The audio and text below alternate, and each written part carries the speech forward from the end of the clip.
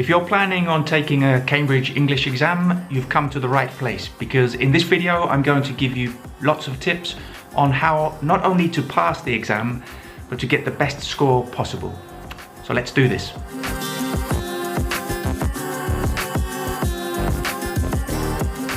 Over the last few months I've made lots of videos giving tips on how to pass the Cambridge exams. Some quite specific videos on the different parts of the exams, but I realized I haven't made a general video just telling you how to pass the exams. So that's what I'm going to do today.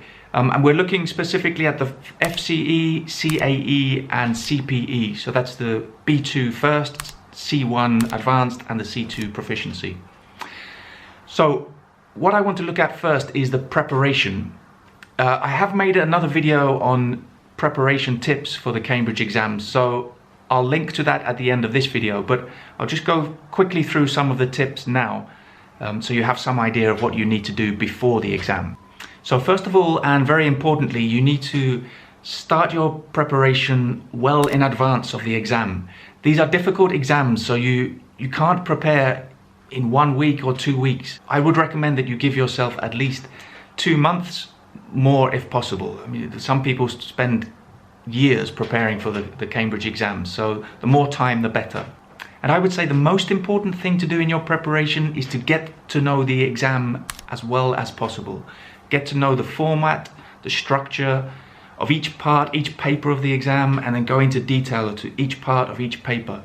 The more you know the exam, the easier it will be, really. So that's probably the most important part of the preparation. Another good idea in the preparation part of this is to find a partner. Find a friend or a classmate or a colleague. It will give you a huge advantage if you can prepare together, because you can test yourselves. If you have any doubts, you can check with your partner. And also, you can often do the speaking part of the exam with your partner, and that's a huge advantage if you can prepare that beforehand. Also, I recommend that you read a lot. Reading is the best activity you can do to prepare for the Cambridge exams. You learn vocabulary, grammatical structures, you learn to read more quickly in English, because there's a lot of reading in the exam. So read everything and anything. Books, internet articles, magazines, Facebook posts, Instagram posts, anything which contains words in English. Read it. And in general, for the preparation, just immerse yourself in English as much as possible. So watch films, series, YouTube videos, speak to people if you can in English. If you don't have people to speak to, read out loud, read a book out loud to practice your pronunciation. Find Facebook groups where you can communicate with people. It's really important to immerse yourself in English in the preparation for the Cambridge exams. Okay, now let's talk about the exam itself. Hopefully you've followed my tips for the preparation, but now the exam is here. Let's imagine it's the day before the exam. Now, you're not going to improve your level of English the day before the exam. Just accept that. So don't worry about studying grammar and vocabulary, those things, the day before the exam. I think that's not necessary. The most important thing you can do the day before the exam is get sleep, get enough sleep. There are people who think that a few extra hours of studying will give them a benefit to pass the exam. In my opinion, I think it's been proven in scientific studies, sleep is more important. 2 hours of extra sleep are more valuable than 2 hours of extra study before an exam. So make sure you get at least 8 hours sleep before the exam.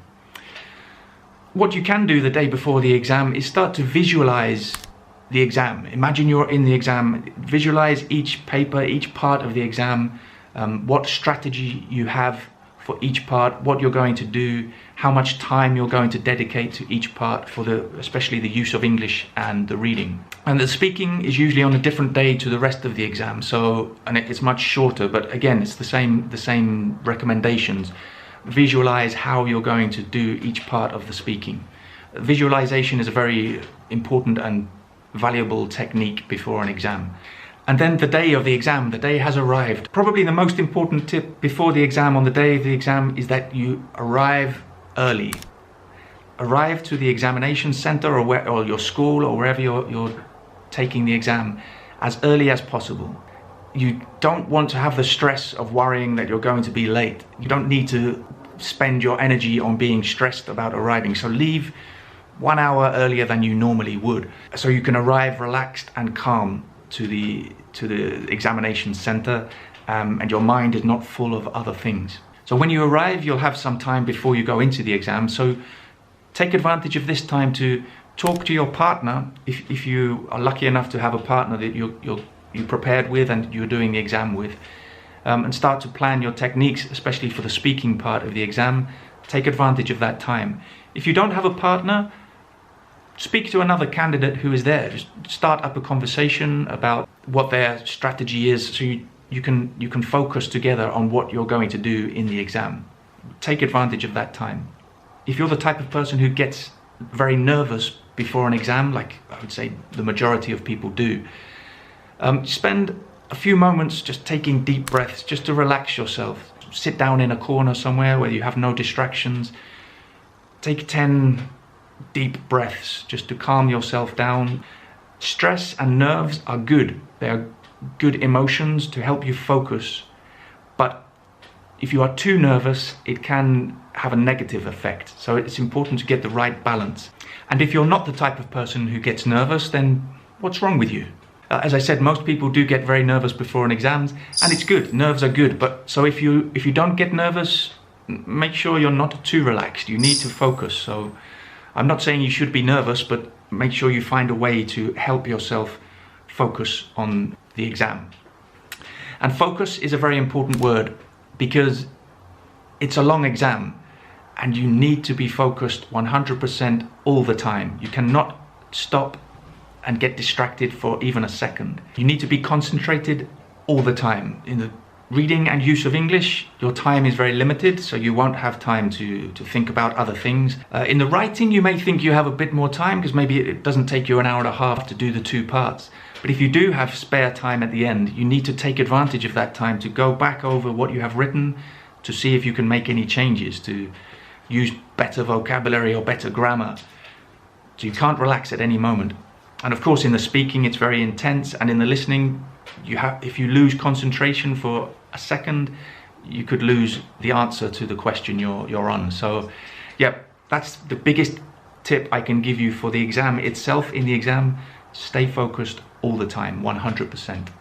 And that's it. You've finished the exam. Congratulations. And you can relax and forget about the exam for a while, for a few days at least. Having said that, I would try to remember your experience. Just whatever the result of the exam, try to remember what you did, because if you fail the exam, then you will probably want to take it again. So you'll want to remember what you did wrong and what you did right. But also, even if you pass the exam, it's possible that if you did the B2 first, or the first certificate, you may want to take the Cambridge Advanced. And if you took the Cambridge Advanced, you may want to take the Proficiency. So yeah, just spend maybe a couple of days after the exam, spend some time thinking about the experience, what you learned from it, so you can take that to the next exam if you decide to do one. Okay, thank you for joining me again for another video. Check out my other videos on the Cambridge exams if you enjoyed this one. I also make more general English learning videos, which I release on Sundays, so you may find those interesting too. And I'll see you very soon for another video.